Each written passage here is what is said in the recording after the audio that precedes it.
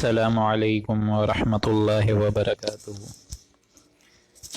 الحمد للہ نحمده ونستعینه ونستغفره ونؤمن به ونتوکل علیہ ونعوذ باللہ من شرور انفسنا ومن سیئات اعمالنا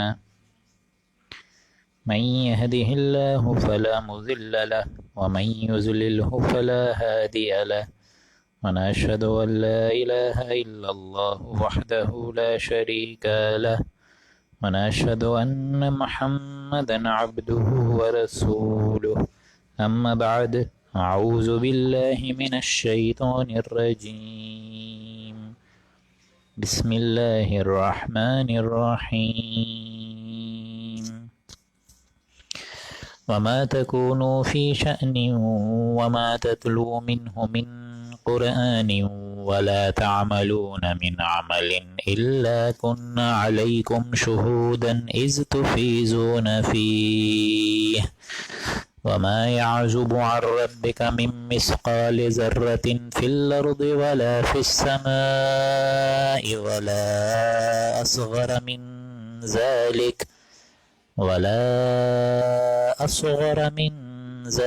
ولا أكبر إلا في كتاب مبين ألا إن أولياء الله لا خوف عليهم ولا هم يحزنون۔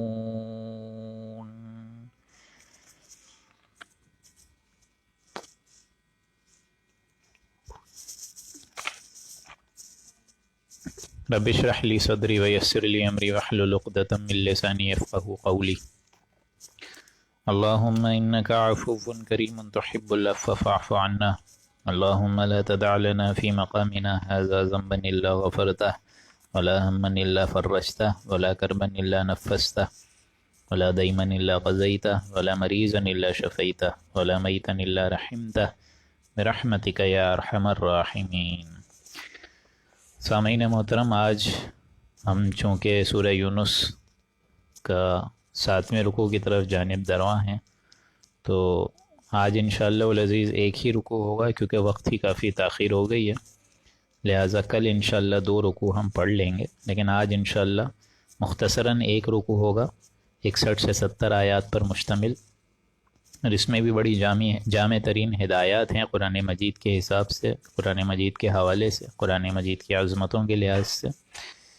اور یہ معاملہ بھی ہے کہ اولیاء اللہ کا جو ایک ذکر ہم نے اپنے ذہنوں میں رکھا ہوا ہے، اور اولیاء اللہ کا جو ایک معیار اور ایک حقیقت ان کی ہم نے سوچی بھی اور سمجھی بھی ہے، اسپیشلی پاکستان جیسے ملک میں، ان کی حقیقت کو اصل یہاں پہ کھولا گیا ہے کہ اصل اولیاء اللہ کون ہوتے ہیں۔ تو یہ ایک بریف سی سمری تھی آج کے رکوع کی، اور انشاءاللہ کل جو ہے 8واں اور 9واں رکوع ہوگا، اور بغیر کسی تاخیر کے اب میں بسم اللہ کرنے جا رہا ہوں، اور لسنر بھی ہمارے پاس کم ہے، لیکن کوشش یہی رہے گی کہ انشاءاللہ، اور امید بھی یہی بندی رہے گی کہ آپ زیادہ سے زیادہ شریک ہوں اس میں، اور اس فیض سے سارے کے سارے شامل حال رہیں۔ اعوذ باللہ من الشیطان الرجیم، بسم اللہ الرحمن الرحیم۔ وما تکونوا فی شأن وما تتلو منہ من قرآن۔ اور انسان، یعنی ظاہر بات ہے ابھی تو خطاب انہی اہل ایمان کی طرف ہو رہا ہے کہ آپ کس حال میں ہو، کسی بھی حال میں ہو، ان احوال کے آپ کہیں سے بھی قرآن پڑھ رہے ہو، فی شأن وما تتلو منہ من قرآن۔ اور بالخصوص حضور اکرم صلی اللہ علیہ وآلہ وسلم کے معاملے میں یہ بات فرمائی گئی کہ اے نبی، آپ جس حالت میں بھی قرآن مجید پڑھ رہے ہوں، وَلَا تَعْمَلُونَ مِنْ عَمَلٍ، اور اسی طرح اور لوگ بھی جتنے جو نیک کام کر رہے ہوں، سارے کے ساری جو نیکی کما رہا ہے انسان، اسپیشلی بندہ مومن، کوئی خیر کما رہا ہے، کوئی بھلائی، کوئی نیکی کا کام کر رہا ہے، إِلَّا كُنَّا عَلَيْكُمْ شُهُودًا إِذْ تُفِيضُونَ فِيهِ، جب تک تم اس کام کو کرنا شروع کرتے ہو تو آپ کے رب کو وہ علم ہوتا ہے۔ ایسا نہیں ہے کہ آپ کا رب جو ہے وہ غافل معاذ اللہ ہو جاتا ہے، نہیں، ایسی کوئی بات نہیں ہے۔ وہ جو شعر ہے کہ مر گئے ہم اور انہیں خبر ہی نہ ہوئی، ایسا نہیں ہے۔ یہ آیت بڑی خیر اور برکت والی ہے ایک بندہ مومن کے لیے، کہ ایک بندہ مومن جو خیر اور نیکی اور بھلائی اس دنیا میں کرتا ہے، اس کا ایک خاص کیفیت ہے اور ایک اس کی خاص ایک موقع ہے کرنے کا بھی، اور اس کی طرف سے اللہ کی ایک شامل حال ہونا ایک بہت ہی بڑی چیز ہے، بہت بڑی چیز ہے۔ اس لیے دیکھیں یہاں پہ ان احساسات کو اور ابھارا گیا کہ کوئی میرا بندہ جو کام کرتا ہے، اور بالخصوص ہے نبی آپ بھی جو قرآن مجید پڑھتے ہیں، جس حالت میں ہوں آپ پڑھتے ہیں، ان کے احوال آپ جب ان کو سناتے ہیں قرآن مجید کے ذریعے سے ان کو آگاہی دیتے ہیں، اور بالخصوص اب رخ بدل کر اہل ایمان کی طرف آئے کہ وَلَا تَعْمَلُونَ مِنْ عَمَلٍ، جو عمل تم بھی کرتے ہو اے مسلمانوں، إِلَّا كُنَّا عَلَيْكُمْ شُهُودًا، سب کی خبر اللہ رکھتا ہے، شاہد ہے اللہ تعالیٰ اس معاملے میں۔ ایسا نہیں ہے کہ اللہ کو کوئی علم نہیں ہوتا۔ بندہ مومن جو جذبہ پیش کرتا ہے، جو ایک قربانی پیش کرتا ہے، جو ایثار اس کے دین کے غلبے کے لیے لگاتا ہے، اس کے لیے تن من دھن کی بازی لگاتا ہے، ان ساری چیزوں میں اللہ تعالیٰ کی ایک تو مدد بھی شامل حال رہتی ہے، اور دوسری سب سے بڑی بات کہ اللہ خود بھی شامل حال رہتا ہے۔ اللہ تعالیٰ تو ہم سب کے اعمال کو دیکھ رہا ہے۔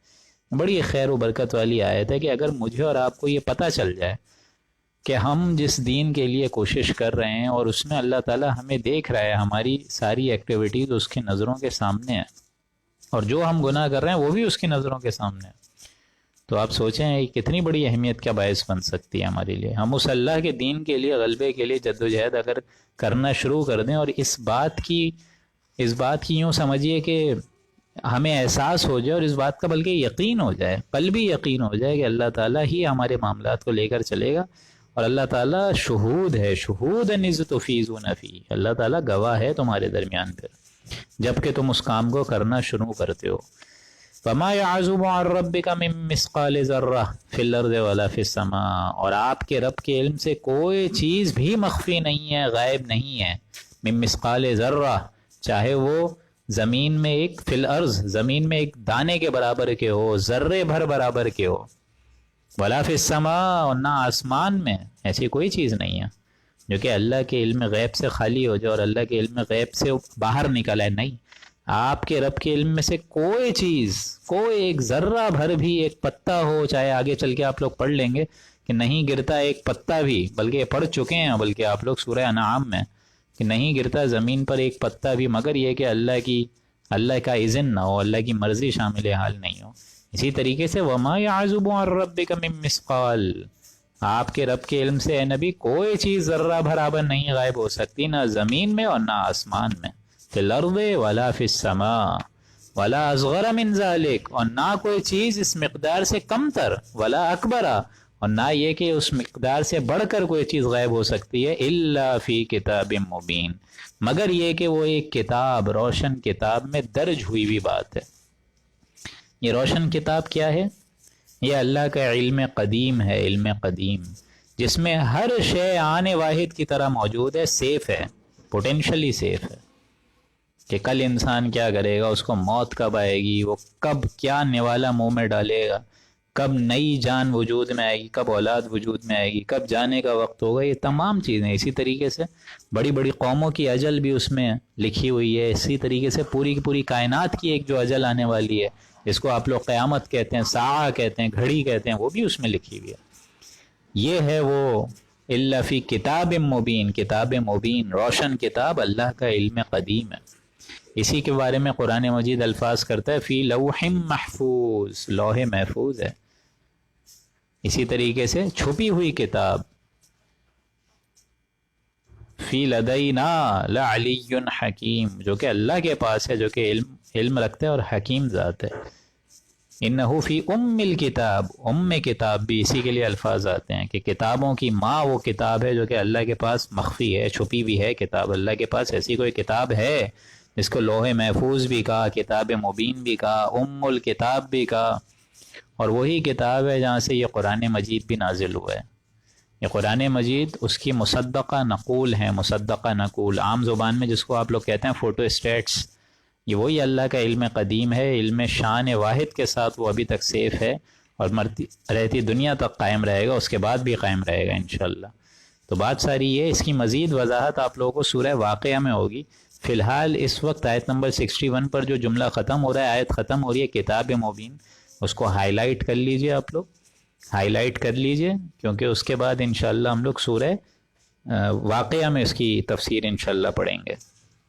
فی الحال یہ جان لیجئے کہ یہ روشن کتاب اللہ کا علم قدیم ہے.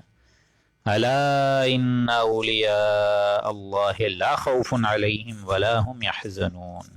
آگاہ ہو جاؤ کہ جو اولیاء اللہ ہیں ان پر نہ تو کوئی خوف طاری ہوگا اور نہ وہ کسی حزن اور غم سے، کسی فکر سے دوچار ہوں گے، کوئی غم نہیں لگے گا ان کو.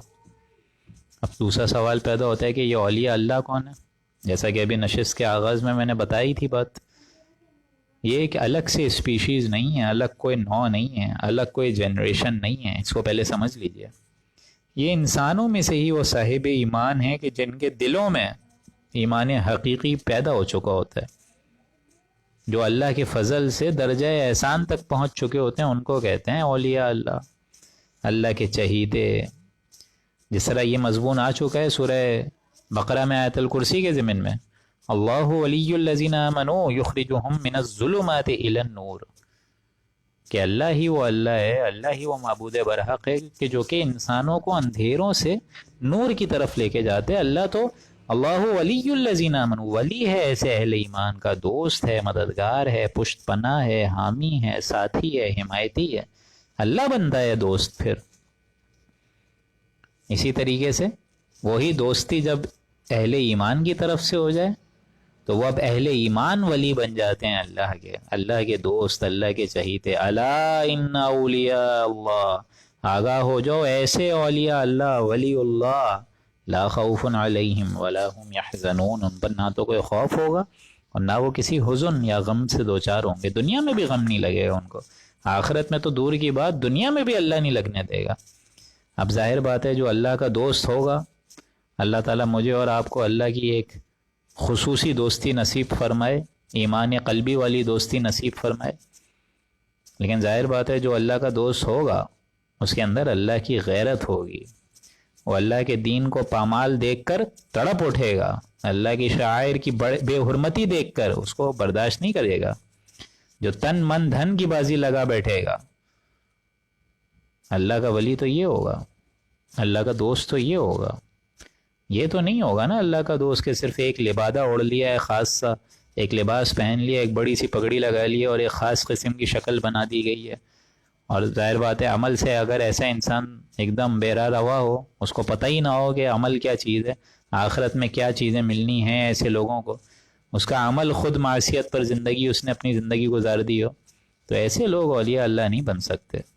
اولیاء اللہ تو وہ لوگ ہیں، الا ان اولیاء اللہ لا خوف علیہم ولا هم یحزنون، جو کہ اللہ سے وفاداری کا تعلق رکھتے ہیں، وفاداری کا تعلق رکھتے ہیں، محبت کا تعلق رکھتے ہیں. جب اللہ ان سے دوستی کرتا ہے تو وہ بھی اس کا حق ادا کرتے ہیں، اس کے لیے تن من دھن کی کوشش کرتے ہیں، کچھ تو اسٹرگل کرتے ہیں. اور اگلی آیت میں دیکھیں اس کو کھول دیا گیا کہ یہ کون لوگ ہیں اولیاء اللہ، الگ سے کوئی اسپیشیز نہیں ہے، بلکہ الذین آمنوا وکانوا یتقون. دو ہی جملے ہیں. یہاں کہاں لکھا ہوا ہے کہ معاذ اللہ کسی مزار پہ ایسے لوگ بیٹھتے ہوں تو یہی اولیاء اللہ ہیں، یا کسی خاص قبر کا جو مدفون ہے وہی اولیاء اللہ ہے. ان کا معاملہ اللہ اور بندے کے درمیان ہے. بندے کا معاملہ جو ہے وہ اللہ اور اس کے بندے کے درمیان ہوتا ہے ایک. لیکن وہ معاملہ اصل میں قرآن مجید نے ہائی لائٹ کرا کہ یہ لوگ کون ہیں، ایسے اولیاء اللہ جو کہ اللہ سے دوستی کا رشتہ اتنا مضبوط کر کے درجہ احسان تک پہنچ چکے ہوتے ہیں. یہ کون لوگ ہیں؟ اگلی آیت میں کھول دیا الذین آمنوا وکانوا یتقون، جو کہ ایمان لائیں اور تقوی کی روش اختیار کریں. تقوی کی روش، بچیں. ایمان تو قلبی ایمان، وہ جنس نہیں ایمان جیسے لے آئیں دکان فلسفہ سے، ڈھونڈنے سے یہ ملے گی قاری کو، قرآن کے سپاروں سے، یہ یہیں سے ملے گا، قرآن مجید سے ملے گا. اور جب قرآن مجید دلوں میں جذب ہونا شروع ہو جائے اور آپ اس کے اندر غوطہ زنی شروع کر دیں، جیسا کہ کل ہم پڑھ چکے ہیں قرآن میں، وہ غوطہ زن ہے مرد مسلمان. جب یہی قرآن مجید دل کے تار چھیڑنا شروع کر دے گا تو یہ کیا بن جاتی ہے؟ کل ہم نے کون سی آیت پڑھی تھی؟ یا ایھا الناس قد جاءتکم موعظۃ من ربکم وشفاء لما فی الصدور وہدی ورحمۃ للمؤمنین. یہی پڑھی تھی نا. یہ پہلے انسانوں کے جو دل میں مسئلے ہیں، بیماری ہے، پہلے تو قرآن مجید واعظ کے طور پہ ان بیماریوں کی شفا ہے. حب مال ہے، حب جاں ہے، اقتدار اور اختیار کی طلب ہے، شہرت کی طلب ہے، ہٹ دھرمی ہے، حسد ہے، بغض ہے، عداوت ہے، کینہ ہے، یہ خباثتیں اگر اندر بھری ہوں گی تو قرآن مجید کا اصل فہم انسان کبھی نہیں منکشف ہوگا اس پہ۔ پہلے وہ عمل کریں جو کہ عمل کرنے کا حق ہے، وہ عمل کریں گے تو ایسا ایسا یہ بیماریاں نکل جائیں گی۔ اسی لیے ان بیماریوں کو نکالنے کا سب سے بڑا توڑ کیا ہے؟ وہ ہے تقوی۔ الذین آمنوا وکانوا یتقون، جو کہ تقوی رکھتے ہیں، تقوی رکھتے ہیں۔ پھر ایسے لوگوں کا احسان کیا ہوگا؟ ان لوگوں پر احسان کیا ہوگا اللہ تعالیٰ کی طرف سے؟ لہم البشریٰ فی الحیات الدنیا وفی الآخرہ، ان کے لیے تو بشارت ہی بشارت ہے، دنیاوی زندگی میں بھی اور آخرت میں بھی۔ اب آپ لوگ کو سن کے بڑا چوکنا ہوں گے آپ لوگ کہ قرآن مجید جو یہاں الفاظ استعمال کر رہا ہے، لہم البشریٰ فی الحیات الدنیا وفی الآخرہ، ان کے لیے بشارت ہے، خوشخبری ہے دنیا میں بھی اور آخرت میں بھی۔ لیکن اگر آپ لوگ یہاں نوٹ کریں باریک سا اپنی زندگیوں پہ غور کر کے کہ ایک ہمارا معاملہ ہے اور ایک ایسے اولیاء اللہ کا معاملہ ہے، ہمیں جب کوئی تکلیف آ جاتی ہے تو ہم کیا کرتے ہیں؟ 2 منٹ کے لیے سر پکڑتے ہیں کہ نہیں پکڑتے ہیں؟ ٹینشن میں آتے ہیں کہ نہیں آتے ہیں؟ کفرانہ جملے نکل جاتے ہیں کہ نہیں نکل جاتے کہ یا اللہ کیا یہ فلانا ڈمکانا ادھر ادھر کی باتیں کرتے ہیں کہ نہیں کرتے ہیں؟ لہم البشریٰ فی الحیات الدنیا، لیکن ایسے اولیاء اللہ کے لیے بشارت ہوگی، حیات دنیا بھی ان کے لیے بشارت ہوگی۔ یہی تو سب سے بڑی بات ہے، یہی تو سب سے بڑا سوچ کا فرق ہے ہم میں اور ان میں۔ ان کے لیے تو بشارت ہی بشارت ہے، ان کے لیے تو درجے بڑھنے سے اور بڑھتے ہی بڑھتے رہیں گے۔ جس طرح ہم پڑھ چکے ہیں سورہ مائدہ میں، اذا متقوا وآمنوا وعملوا الصالحات ثم اتقوا وآمنوا ثم اتقوا واحسنوا واللہ یحب المحسنین۔ یہی اہل ایمان جب وہ عمل صالح کرتے رہتے ہیں تاہاں کہ تقوی آ جاتے ہیں، اور تقوی کی روش اختیار کرتے ہیں، اور عمل صالح کرتے ہیں، اور تقوی کی روش اختیار کرتے ہیں، وَأَحْسَنُوا، اور پھر جا کے درجہ احسان تک پہنچ جاتے ہیں۔ اس درجہ احسان سے پھر نکلنا بڑا مشکل ہو جاتا ہے، اس لیول تک پہنچ جاتے ہیں وہ۔ یہ ہیں اولیاء اللہ۔ اللہ تعالیٰ ایسے لوگوں کو درجہ بدرجہ ترقی دیتا ہے، بڑے سے بڑے مقامات پر لے کر چلے جاتا ہے۔ تو ایسے لوگوں کے لیے تو دنیاوی زندگی، جس طرح ہم پڑھ چکے ہیں کہ دنیاوی زندگی میں ان کے لیے بشارت ہے۔ سورہ توبہ کی وہ کون سی آیت تھی اگر آپ لوگ کو یاد ہو؟ هل تربصون بنا الا احدى الحسنيين، کہ اے منافقوں، اے مشرکوں، تم ہمیں کس چیز سے ڈرا رہے ہو، کس چیز سے گھبراہٹ دلا رہے ہو؟ ہمارے لیے تو دونوں معاملات خیر ہی خیر ہیں۔ اگر کوئی تکلیف آ جائے، دوست کی طرف سے، اللہ کی طرف سے کوئی تکلیف آ جائے، کوئی چیز ناگوار اگر ہمیں لگ رہی ہو، تو تب بھی اس میں خیر ہے، تب بھی اس میں بھلائی ہے، تب بھی اس میں عافیت ہے۔ یہ تو ہم پڑھ چکے ہیں نا سورہ توبہ میں، لن یصیبنا الا ما كتب اللہ لنا۔ آپ لوگ مجھے بتائیے، آپ لوگوں نے یہ آیت پڑھی ہے کہ نہیں؟ کہ لن یصیبنا، ہم پر تو کوئی مصیبت نہیں آتی، کوئی تکلیف، کوئی ناگوار شے، کوئی ایسی شے جو کہ انسانوں پہ تو کیا پوری انسانیت پر بھی آ جائے، ہمیں اس سے کچھ نہیں ہوتا۔ لن یصیبنا، ہم پر تو کوئی مصیبت نہیں آتی، الا ما كتب اللہ لنا، سوائے یہ کہ جو کہ اللہ نے ہی ہمارے لیے لکھ دی ہو۔ ہوا مولانا، وہ تو ہمارا مولا ہے۔ اس تکلیف آ جائے، دوست کی طرف سے کوئی تکلیف آ جائے، کوئی مسئلے کی بات نہیں ہے۔ جب اللہ پر ایمان حقیقت میں دل میں پیدا ہو جائے، اور آپ کو معلوم ہے کہ کائنات پہ ایک ذرہ بھی نہیں ہل سکتا، ایک پتا بھی نہیں گر سکتا جب تک کہ اللہ کا اذن نہ ہو، تو کیا میرے اوپر، آپ کے اوپر کوئی بھی تکلیف کیا بغیر اللہ کے اذن کے آ جائے گی؟ کیا بغیر اس کے علم اور قدرت کے بغیر آ جائے گی؟ اور اگر اللہ کے علم سے آئی ہے، اللہ کی قدرت سے آئی ہے، تو تمہارے ایمان کا تقاضا یہ ہے کہ سمجھو اس میں خیر ہی ہوگا، اگرچہ مجھے یہ اس وقت اچھی نہیں لگ رہی، اگرچہ مجھے تکلیف ہو رہی ہے اللہ، لیکن خیر ہوگا۔ عسیٰ ان تحبوا شیئا وہو کرہ لکم، یہ آیت ہم پڑھ چکے ہیں جہاد کے معاملے میں۔ یہ ہو سکتا ہے کہ اے مسلمانوں تم کسی چیز کو برا سمجھو، اسی میں تمہارے لیے خیر ہو، اور ہو سکتا ہے کسی چیز کو تم اچھا سمجھو، اسی میں تمہارے لیے شر ہو۔ تو لن یصیبنا الا ما كتب اللہ لنا، تکلیف تو کوئی ہے ہی نہیں، بندہ مومن کے لیے تو دونوں چیزیں خیر ہی خیر ہیں۔ اگر وہ جہاد پہ جائے اور اگر زندہ لوٹ آئے تو ظاہر بات ہے مال غنیمت کے ساتھ لدا بدا آئے گا، اور اگر جہاد میں شہید ہو جائے تو ظاہر بات ہے پھر شہادت کے اعلیٰ ترین مرتبے پر فائز ہوگا۔ تو ناگواری کیسی؟ شر کا تو سوال ہی نہیں ہے، خیر ہی خیر ہے، بندہ مومن کے لیے تو خیر ہی خیر ہے۔ جس طرح بچے کو انجیکشن لگایا جاتا ہے، اگر وہ رو رہا ہو، لیکن ماں باپ کو تو جانتے ہیں نا کہ یہ انجیکشن اس کے علاج کے لیے، یہ مفید ہے اس کے لیے۔ تو اگر اللہ کی طرف سے بھی کوئی تکلیف آ جائے، آزمائش آ جائے، کوئی ناگوار شے واقع ہو جائے تو اس میں بھی گھبرانا نہیں ہوتا انسان کو. سمجھو کہ اس میں خیر ہی خیر ہے، اگرچہ وہ خیر ابھی نظر نہیں آتا لیکن وہ لانگ ٹرم کے لیے اچھا ہی ہوتا ہے. اللہ تعالیٰ اچھا ہی رکھتا ہے معاملہ، خیر ہی خیر ہوتا ہے. تو ان کے لیے تو لہم البشریٰ فی الحیات الدنیا، بشارت تو ان کے لیے دنیاوی زندگی میں بھی ہے، وفی الآخرہ، آخرت میں تو ہے ہی. وہ تو غیب کا معاملہ ہے، وہ تو اللہ وہاں جا کر دے گا. لیکن دنیا میں بھی تو ایسے لوگوں کو بھلے ان کو تکلیفیں ملیں، بھلے ان کو آزمائشیں ملیں، بھلے ان کا جو ہے صبر کا دامن جو ہے ایسا معلوم ہو کہ وہ بسا اوقات ہاتھ ڈھیلا ہو رہا ہے اس کا، لیکن پھر بھی یہ لوگ قائم رہتے ہیں، پھر بھی یہ لوگ لگے رہتے ہیں. لہم البشریٰ، ان کے لیے بشارت ہے. وہ ان تکالیف کو بھی جھیل جاتے ہیں. انہی پتھروں سے ہو کر آ سکو تو آؤ، میرے گھر کے راستے میں کوئی کہکشاں نہیں ہے. یہ ساری آزمائشیں جھیلتے ہیں، وہ دنیا کی مجدار میں رہ کر جھیلتے ہیں. اور فی الآخرہ، آخرت میں تو ہمیں دوں گا ہی، اللہ کہہ رہے ہیں. لا تبدیل لکلمات اللہ، اللہ کے کلمات کو کوئی بدلنے والا نہیں ہے، کوئی متغیر کرنے والا نہیں ہے، کوئی ان کلمات کو چینج نہیں کر سکتا.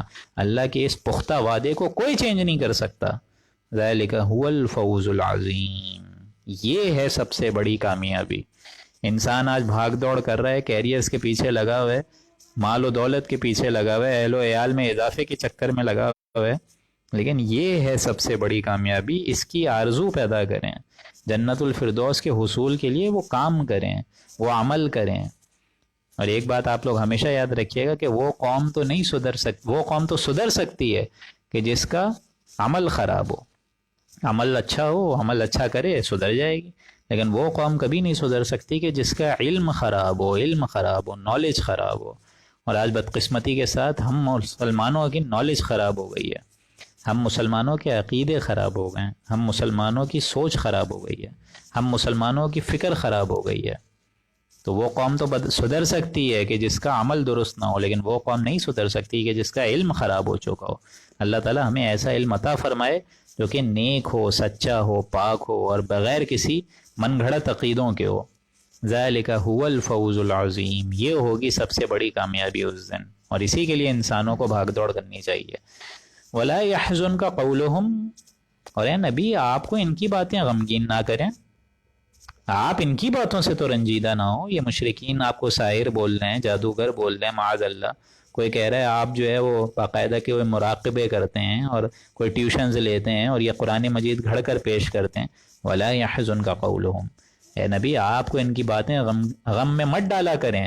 ان العزت للہ جمیعا، یقیناً تمام کی تمام عزت، کل کی کل عزت اللہ کی ہے، اللہ کے لیے عزت ہے. اللہ چاہے جس کو چاہے سزا دے، جس کو چاہے جزا دے، جس کو چاہے عزت دے، جس کو چاہے ذلت دے. وتعز من تشاء وتذل من تشاء بیدک الخیر، اللہ کے ہاتھ میں خیر ہے. اگر دنیا میں بھی اللہ آزمائے پھر بھی یہ خیر ہے. دنیا میں کیا پتہ اللہ کس کو غریب کر دے، آنے واحد میں وہی امیر کروڑ پتی آنے واحد میں غریب ہو سکتا ہے. اسی طریقے سے بعض اوقات غریب لوگ ہی ہوتے ہیں نا جو کہ اچانک ایک رات میں ہی امیر بن جاتے ہیں. تو یہ کیوں کرتا ہے اللہ؟ یہ اللہ اس لیے کرتا ہے کہ جو تمہیں دیا جائے وہ بھی آزمائش ہے، اور جو تم سے لے لیا جائے وہ بھی آزمائش ہے. جو تمہیں دیا گیا ہے اس کو اکاؤنٹ فور کرنا پڑے گا قیامت کے دن کہ ہم نے تم کو اتنی دولت دی تھی، تم نے کیا کرا؟ ہم نے تم کو اتنی عزت دی تھی، تم نے کیا کرا؟ ہم نے تم کو اتنی بڑی تعلیم دی تھی، قرآن مجید کی تعلیم تک سکھائی تھی، تم نے کیا کرا؟ ہم نے تم کو اتنی شان و شوکت دی، تم نے کیا کرا؟ تو یہ ذمہ داریاں بڑھ جاتی ہیں. جتنا بڑا رتبہ ہوگا انسان کی ذمہ داریاں بڑھ جائیں گی. اور اسی طریقے سے جو غریب ہیں ان کے لیے بھی امتحان ہے، غربت میں بھی امتحان ہے انسانوں کا. ایسا تو نہیں ہے کہ اپنی عزت نفس کو پیش کرنا شروع کر دے، دوسرے لوگوں کے ہاتھ آگے ہاتھ پھیلانا شروع کر دے اور سوالی بن کر گھر گھر جا کے بھیک مانگنا شروع کر دے. ایسا بھی نہیں ہے، بلکہ دیکھنا پڑے گا نا، اس کو بھی اکاؤنٹ فور کرنا پڑے گا. ان العزت للہ جمیعا، عزت کل کی کل اللہ ہی کے پاس ہے، کل کی کل وہیں سے آتی ہے عزت. هو السمیع العلیم، اللہ تعالیٰ سنتا ہے اور علم رکھتا ہے. الا ان للہ من فی السماوات ومن فی الارض، آگاہ ہو جاؤ کہ زمین اور آسمان کی ملکیت میں جو کچھ ہے وہ سب اسی کا ہے. جو کچھ ہے زمینوں میں، جو کچھ ہے آسمانوں میں، جو کچھ ان کے درمیان بھی ہے، آگے چل کے تو آپ لوگ پڑھیں گے وما بینہما، جو کہ ان کے درمیان بھی ہے، سب کا سب اسی کا ہی ہے، اسی کی ملکیت میں ہے، اسی کا قبضہ قدرت اس پر چلتا ہے، اختیار مطلق اسی کا ہے. وما يتبع الذين يدعون من دون الله شركاء، اور اللہ تعالیٰ کو چھوڑ کر یہ لوگ اپنے شریک کو پکار رہے ہیں، ان کی اتباع کر رہے ہیں، اللہ کو چھوڑ کر دوسرے شرکا کی عبادت کر رہے ہیں، خدا جانے کس چیز کا اتباع کر رہے ہیں، کس چیز کو فالو کر رہے ہیں. ان یتبعون الا الظن، یہ صرف اور صرف بے سند خیالوں کی پیروی کر رہے ہیں، اٹکل پرچوں ہیں، ان کے اپنے گمان ہیں، ظن ہیں، تخمیم ہے، یہ ساری چیزیں، ان کی کوئی حقیقت نہیں ہے، کوئی ایویڈنس، پروف اینڈ ایویڈنس نہیں ہے، کوئی ان کے پاس لکھا ہوا کوئی کلام نہیں ہے. ان یتبعون الا الظن، ظن، تخمیم، گمان، بے سند باتوں کی پیروی کر رہے ہیں. وَإِنْهُمْ إِلَّا يَخْرُصُونَ، اور وہ محض قیاسی باتوں کو فالو کرتے ہیں، بات اگر کر بھی رہے ہیں تو قیاسی باتیں کریں گے، اٹکل پرچوسی، جو جن کا نہ سر ہوگا نہ پیر ہوگا. هُوَ الَّذِي جَعَلَ لَكُمُ اللَّيْلَ لِتَسْكُنُوا فِيهِ وَالنَّهَارَ مُبْصِرًا. اس آیت کے ضمن میں آپ لوگ کو بتا دوں کہ ابھی آیت سامنے بھی آ گئی ہے، آیت نمبر 67، جس کی وجہ سے ہمارا جو درس قرآن سیشنز ہوں گے اب اس طریقے سے انشاءاللہ امید رکھتا ہوں میں کہ میں خود بھی اس پر محنت کروں گا کہ یہ درس قرآن کے سیشنز انشاءاللہ العزیز مغرب کے بعد رکھنا شروع کر دوں میں، کیونکہ یہاں دیکھیں اس آیت میں کیا بتایا جا رہا ہے. رات میں آرام کرنے کی ایک حکمت سمجھائی جا رہی ہے، رات میں آرام کرنے کی ایک تعلیم دی جا رہی ہے، اور ہم لوگ جو ہے وہ لیٹ نائٹ کر رہے ہیں. دس از ناٹ گڈ. تو ہم لوگ انشاءاللہ کوشش کریں گے کہ اگلے جو سیشنز آئیں گے وہ اپنی میٹنگز کو تاخیر کر کے یہ پہلے کرا دیا جائے انشاءاللہ، تاکہ عشاء کی نماز کے بعد فوراً، حضور نے فرمایا ہے کہ عشاء کے بعد اور کوئی کام نہیں رکھو، ضروری کام کے علاوہ اور کوئی کام نہیں رکھو، فوراً سونے چلے جاؤ، کیونکہ تمہیں فجر میں بیدار ہونا ضروری ہے. فرض کرنا ضروری ہے، یہ تو سنت کام ہے، نفل کام ہے، فرض ضروری ہے نا، فجر کی نماز ضروری ہے. هو الذی جعل لکم اللیل لتسکنوا فیہ والنہار مبصرا، وہی ہے اللہ جس نے تمہارے لیے رات بنائی ہے تاکہ اس میں تم آرام کرو، سکون حاصل کرو. لتسکنوا، اطمینان، سکون، نیند کی کیفیت، پورے دن کی گھبراہٹ اور ٹینشن سے ایک ریلیف اللہ تعالیٰ دیتا ہے. آج سائنس نے پروف کرا ہے کہ رات میں ایسے ایسے ہارمونز نکلتے ہیں، سیروٹونن کے جو لیولز ہیں جو کہ پیک پر ہوتے ہیں پورے کے پورے دن میں، وہ آہستہ آہستہ بیس لائن پر آتے ہیں. یہ ساری چیزیں ہیں. اللہ تعالیٰ نے دن بنایا ہی اس لیے، رات بنائی اس لیے. یہ دن اور رات کی الٹ پھیر میں اللہ تعالیٰ نے ہماری باڈی کو چلانا ہے، ہماری زندگی کی وہ اجل پوری کرنی ہے کہ جب تک ہماری موت نہیں آتی ہے. تو اللہ تعالیٰ نے یہ کارخانہ ایک پورا کا پورا قیام اور پورا کا پورا ایک نظام شمسی اسی وجہ سے چلا ہے. هو الذی جعل لکم اللیل لتسکنوا، رات میں آرام کیا کرو، اس میں سکون پکڑا کرو. اکثر آپ لوگ دیکھتے ہیں نائٹ شفٹس میں انسان خوار ہو رہا ہوتا ہے، پاگل بنا ہوا ہوتا ہے، کیا ہے یہ سب، اور صبح آرام کر رہا ہے. سائنس نے آج پروف کرا ہے کہ بھلے آپ 3 گھنٹے رات میں نہ سوئیں اور صبح آپ لوگ جو ہے 8 سے 10 گھنٹے سوتے رہیں، ظہر کی اذان تک سوتے رہیں، پھر بھی آپ کو وہ رات کا 3 گھنٹہ جو آپ نے چھوڑی ہے نیند، وہ اس کا کمپنسیشن ہے ہی نہیں. اللہ تعالیٰ نے رات بنائی اس لیے. وَالنَّهَارَ مُبْصِرًا، اور پھر دن کو اس طور پر بنایا ہے کہ اس میں دیکھا کرو، اس میں مبصرا، بصارت دیکھا کرو. بصارت سے مراد اس میں روزی تلاش کرو، دن میں اب کام کرو، معاشی جد و جہد کرو، بھاگو دوڑو. ظاہر بات ہے اللہ نے پیٹ بھی تو لگائے ہوئے، جس طرح رازق اللہ ہے، لیکن آپ کو تو رزق کا انتظام کرنا ہوتا ہے. اللہ تعالیٰ کی حکم تو ہے کہ میں رزق دوں گا، لیکن ظاہر بات ہے آپ کو بھاگ دوڑ کرنی ہے، محنت کرنی ہے، ادھر ادھر بھاگیں گے، کچھ کمائیں گے تب جا کے اہل و عیال کو کھلا پائیں گے نا، جس کے بارے میں حضور نے فرمایا کہ یہ بھی بہترین صدقہ ہے. اہل و عیال پہ خرچ کرنا یہ بھی صدقہ ہے، یہ بھی خیر کا اور برکت کا اور نیکیاں کمانے کا ذریعہ ہے. اور آج دیکھ لیجئے کیسے کیسے شوہر ہیں جو کہ اپنی جیب کو جو ہے وہ بس گرم رکھتے ہیں اور اہل و عیال کی کوئی فکر ہی نہیں ہے، والدین کی کوئی فکر ہی نہیں ہے.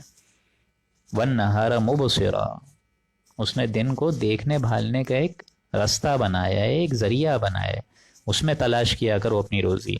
ان فی ذلک لآیات لقوم یسمعون، اور یقیناً اس میں آیات ہیں، روشن ہیں، نشانیاں ہیں ان لوگوں کے لیے جو کہ سنتے ہیں، جو کہ حقیقتاً سنتے ہیں، جن کے دل ابھی مردہ نہیں ہوئے ہیں، سنتے ہیں. رات کو پھر وہ جلدی سوتے ہیں، صبح پھر جلدی اٹھتے ہیں. اور آپ کو معلوم ہے سائنس نے یہ بات پروف کری ہے کہ دن کا جلدی اٹھ جانا تو صحت کے لیے بہت اچھا ہے، بہت بہترین ہے. تہجد، یہ شریعت نے جو تہجد فرض تو نہیں کری ہے، حضور پر تو فرض کے زمرے میں تھی ہے، لیکن یہ جو تہجد اللہ تعالیٰ نے بندہ مومن کو ایک تحفہ بطور تحفہ دیا ہے، وہ اس وجہ سے دیا ہے کہ آج سائنس نے یہ بات واضح کر دی ہے کہ جو آکسیجن ٹینشن ہوتی ہے روئے زمین پر، پہلے آسمان کے نیچے، وہ سب سے زیادہ ہوتی ہے، میکسیمم لمٹ پہ ہوتی ہے 3 سے 5 کے درمیان. جو نمی جس کو آپ لوگ کہتے ہیں، فوگ جس کو آپ کہتے ہیں، ڈیو جس کو آپ کہتے ہیں، اس وجہ سے تاکہ انسان صبح اٹھ کے سانس اچھی لے، اس کے لنگز اچھے چلیں. یہ تو میڈیکل بھی ہے. قرآن مجید اور سائنس کی اور شریعت کی اور حکمت خداوندی اور سائنس کی کوئی بات آپ لوگ کو اپوزٹ نہیں لگے گی. اسلام واحد ایسا مذہب ہے دوستوں جو کہ نیچر کی بات کرتا ہے. آپ کے دل میں جو بات ہوگی اسی کو ہلائے گا، اسی کو موٹیویٹ کرے گا. اسلام میں کوئی تعلیم ایسی نہیں ہے، شریعت خداوندی میں اور حضور اکرم کی حدیثوں میں کوئی ایسی بات نہیں ہے جو آپ کی اپنی باڈی کے اگینسٹ جاتی ہو، آپ کی اپنی طبیعت کو شاخ گزر رہی ہو. ایسا کوئی نہیں ہے. ان فی ذلک لآیات لقوم یسمعون، اس میں نشانیاں ہیں ان لوگوں کے لیے جو کہ سنتے ہیں. اگلی آیت بہت اہم ہے، پھر انشاءاللہ یہ رکوع ختم ہوگا اور آج ہم ایک ہی رکوع جس طرح میں نے بتایا کریں گے، کیونکہ آج تاخیر بھی ہو گئی ہے اور پھر انشاءاللہ کل سے دوبارہ 2 رکوع کی پیش پر آ جائیں گے ہم لوگ. قالوا اتخذ اللہ ولدا، تو ان لوگوں نے کہا ہے کہ اللہ تعالیٰ کی کوئی اولاد ہے، اللہ تعالیٰ اولاد رکھتا ہے. سبحانہ، اللہ پاک ہے. اللہ تعالیٰ خود اپنی شان میں اضافہ مزید کرتے ہوئے کہہ رہے کہ میں پاک ہوں ہر ان شرک سے جو تم بیان کرتے ہو. اعلیٰ ہوں، عرفہ ہوں، مبرہ ہوں، منزہ ہوں، پاک ہوں. سبحانہ هو الغنی، اللہ تو غنی ہے، اللہ غنی ہے. اور یہ غنی کا لفظ بہت اہم ہے، اولاد سے اس کو جوڑا گیا ہے. کیوں جوڑا گیا ہے؟ انسانوں کو اولاد کی تمنا اس لیے ہوتی ہے دوستوں کہ اس کو معلوم ہے کہ وہ مر جائے گا، فانی ہے وہ، اس کو معلوم ہے مجھے اس دنیا میں نہیں رہنا، جانا ہے، لیکن میری اولاد کے ذریعے میرا نام چلتا رہے گا، میرا نام باقی رہے گا، اس کا ایک دوام رہے گا، اس کا ایک سلسلہ باقی رہے گا، کٹے گا نہیں اس دنیا سے. اللہ کیونکہ فانی ہے ہی نہیں، اللہ تعالیٰ تو زندہ جاوید ہستی ہے، اس کو تو کبھی موت نہیں آئے گی، تو اس کو اولاد کی کیا ضرورت ہے؟ ہمیشہ سے قائم رہنے والا ہے، ہمیشہ قائم رہے گا. اس لیے اس کی شان سے یہ بہت اعلیٰ ہے، بہت عرفہ ہے کہ اس کی کوئی اولاد ہو. سبحانہ، اللہ تعالیٰ پاک ہے، پاک. هو الغنی، غنی ہے، اس کو کسی قسم کی کنٹینویشن کی ضرورت نہیں ہے. کنٹینویشن تم چاہتے ہو. یہ جو بڑے بڑے پیرامڈز وجود میں آئے ہیں، اہرام مصر، جن کے نیچے کئی لاکھوں کروڑوں ان مزدوروں کا جو ہے، یوں سمجھ لیجئے کہ ہڈیوں کا ایک پورا کا پورا سورما دفن ہے. وہ کیوں ہوا ہے؟ کہ ان کو معلوم تھا، فرعون اور ان کے سارے بادشاہوں کو معلوم تھا کہ وہ دنیا سے نکل جائیں گے، چلے جائیں گے، غرق ہو جائیں گے، اللہ تعالیٰ سے ملاقات کر لیں گے. ان کو تو علم میں تھا نا یہ، چاہے انہوں نے بھلے اس کا زبان سے اعتراف نہ کرو، لیکن سوچتے تو تھے نا. کیونکہ اللہ کا منکر تو آج ہزاروں کروڑوں پیدا ہوئے ہیں، لیکن موت کا منکر تو کوئی پیدا نہیں ہوا. موت کو تو سب مانتے ہیں. تو یہ اہرام مصر بھی اس لیے بنے ہیں. ساری کی ساری جو میریکلز ہیں دنیا میں وہ اسی وجہ سے بنے ہیں. تاج محل، یہ ساری چیزیں اس لیے کیونکہ انسان چاہتا ہے کہ اولاد کے ذریعے یا نشانی کے ذریعے سے اس کا ایک دوام باقی رہے. اللہ تعالیٰ کو اس کی کوئی ضرورت نہیں ہے. یہ ان ضرورتیں تمہارے ساتھ وابستہ ہیں، ان ضرورتوں کے ساتھ تمہاری احتیاج وابستہ ہیں، ان ضرورتوں کے ساتھ تمہارے مقصد وابستہ ہیں، ان ضرورتوں کے ساتھ تمہاری بیٹرنگ وابستہ ہے. اللہ تعالیٰ کو کوئی ضرورت نہیں ہے. لہو ما فی السماوات و ما فی الارض، اللہ ہی کا ہے آسمان اور اس کے آسمان اور زمینوں میں جو کچھ ہے اسی کا ہے. ان عندکم من سلطان بہذا، تمہارے پاس اس دعوے پر جو تم پیش کر رہے ہو کہ اللہ کی اولاد ہے، کوئی دلیل ہے؟ سلطن ہے؟ کوئی سند ہے؟ کوئی کتاب ہے؟ کہیں تم نے کتاب میں دیکھا ہو کہ اللہ نے یہ بات کہی ہو؟ کہیں تم نے کوئی آسمانی کتاب میں دیکھا ہو، پڑھا ہو، لکھا ہوا دیکھا ہو؟ کہیں ہے؟ کہیں کوئی ایویڈنس ہے؟ قرآن مجید ایویڈنس بیسڈ بات کرتا ہے. کوئی ہے ایسی چیز؟ بلکہ آگے چل کے تو آپ پڑھیں گے کہ نبی ان سے فرمائیے کہ اگر اللہ کی اولاد ہوتی تو اللہ تعالیٰ کا نبی اس کو سب سے پہلے پوچھتا. آگے چل کے آپ لوگ یہ بھی پڑھ لیں گے. ہے ہی نہیں کوئی اولاد، کوئی اولاد نہیں ہے. اتقولون علی اللہ ما لا تعلمون، تو کیا بات کر رہے ہو؟ اللہ کے ذمے ایسی باتیں لگا رہے ہو جس کا تم علم نہیں رکھتے ہو. کیسی گھٹیا باتیں لگا رہے ہو. قل ان الذین یفترون علی اللہ الکذب، اے نبی ان سے کہہ دیجئے کہ جو لوگ اللہ پر جھوٹ باندھ رہے ہیں، افترا باندھ رہے ہیں، اٹکل پرچو والی باتیں کر رہے ہیں، جن کا نہ سر ہے نہ پیر ہے، کچھ بھی نہیں ہے، لیکن یہ باتیں کیے جا رہے ہیں، جھوٹ بولے پہ بولے جا رہے ہیں، لا یفلحون، ان کو کبھی فلاح نہیں ہوگی، یہ کبھی کامیاب نہیں ہوں گے. دنیا میں بھی کامیاب نہیں ہوں گے، آخرت میں بھی کامیاب نہیں ہوں گے. لیکن دنیا تو ہم نے چلانی ہے. دنیا تو مومنوں سے بھی اللہ چلا رہے، کافروں سے بھی چلا رہے، مسلمانوں سے بھی چلا رہے، عیسائیوں سے بھی چلا رہے، یہودیوں سے بھی چلا رہے، ہندوؤں سے بھی چلا رہے. تو ان کے لیے اللہ کیا کرتا ہے؟ متاع فی الدنیا، متاع ہے دنیا کا، چند روز کا ایک جینا ہے، تھوڑا سا عیش ہے، دنیا میں رہنا ہے، اس کے لیے ساز و سامان کی ضرورت ہے، اس کے لیے ہم نے تم کو دے دی یہ ساری چیزیں، متاع ایک متاع ہے، چند روز سا عیش کر لو. ثم الینا مرجعہم، پھر تم سب کو مر کر میرے پاس آ جانا ہے. ثم نذیقہم العذاب، پھر میں تم کو ذائقہ چکھاؤں گا اس عذاب کا، عذاب الشدید کا، شدید سخت ترین عذاب کا، بما کانوا یکفرون، ان اعمال کا جن میں تم کفر کرتے رہے، تمہارے کفر کی وجہ سے میں تم کو آج عذاب چکھاؤں گا. دنیا میں تو ہم نے متاع دے دی ہے، ساز و سامان چیزیں ہم نے فراہم کر دی ہیں، کیونکہ دنیا میں تو ہم نے تمہیں زندہ رکھنا ہے، وہ اجل جب تک پوری نہیں ہوتی ہے تب تک تم کو زندہ رکھنا ہے، جب تک موت نہیں آتی. تو death is your basic self guard, آپ کی سب سے بڑی محافظ خود آپ کی موت ہے، اور اسی موت سے میں اور آپ بھاگ رہے ہوتے ہیں پوری زندگی اس سے لا تعلقی کا اظہار رکھتے ہیں. حالانکہ موت تو سب سے بڑی آپ کی گارڈ ہے، جب تک آپ کا وقت نہیں ہوگا آئے گی ہی نہیں، جب تک آپ کی اجل اللہ تعالیٰ نہیں ختم کرے گا تب تک نہیں آئے گی. اب مجھے اور آپ کو کیا پتا ہے کہ ہماری اجل کب ختم ہوگی؟ کس کو کیا پتا ہے؟ حضور نے فرمایا کہ جب میں سلام پھیرتا ہوں دوسری طرف، ایک طرف تو دوسری طرف پھیروں یا نہ پھیروں مجھے اس تک کا نہیں ہوتا علم، اندازہ ہی نہیں ہے، اس بات کا یقین ہی نہیں ہے. سانس جو میں لیتا ہوں وہ دوسری سانس لوں یا نہ لوں اس بات کا کوئی علم نہیں ہے. لہٰذا ہر لمحہ ہر سیکنڈ، ہر مائکرو سیکنڈ اللہ تعالیٰ سے دعا ہے کہ اللہ تعالیٰ ہمیں اپنی ہی بندگی میں گزارنے کا موقع دے، صلاحیت دے، سمجھنے پر اس پہ ہمیں غور کرے. اور اللہ تعالیٰ نے اس کلام مبارک میں جتنی اہم باتیں کہی ہیں اور جتنے اہم احکامات دیے ہیں اور جتنی خوبصورت ترین اس میں یوں سمجھ لیجیے ہمارے لیے نصیحت ہے، اللہ تعالیٰ سے دعا ہے کہ اللہ تعالیٰ مجھے اور آپ کو ان تمام نصیحتوں پر عمل پیرا ہونے کی توفیق عطا فرمائے. اور اس کلام مبارک میں جتنی اگر ہماری طرف سے کوئی کوتاہی ہو جائے ترجمے میں، تفسیر میں، اللہ تعالیٰ اس کو اپنی شان ستاری اور شان غفاری سے درگزر فرمائے. بارک اللہ لنا ولکم فی القرآن العظیم ونفعنی وإیاکم بالآیاتہ والذکر الحکیم. صدق اللہ العظیم.